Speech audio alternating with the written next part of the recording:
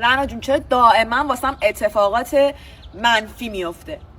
به خاطر اینکه یه اتفاق منفی برات میفته، تو واکنش نشون میدی، ایجاد احساس بد در تو میکنه. اون احساس ناخوشایند در تو منجر به اتفاق بد بعدی میشه. اون اتفاق مجددا منجر به احساس ناخوشایند در تو میشه.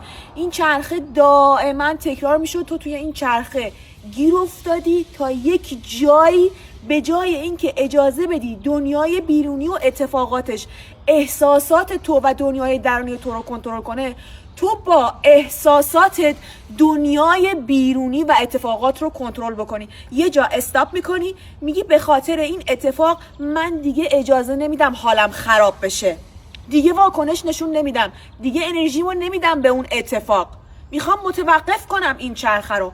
اون وقت میبینی که به واسطه تغییر انرژی، زاویه نگاه تو، ارتعاش تو، دنیای بیرونی هم تغییر پیدا میکنه و این چرخه قطع میشه. من بهت قول میدم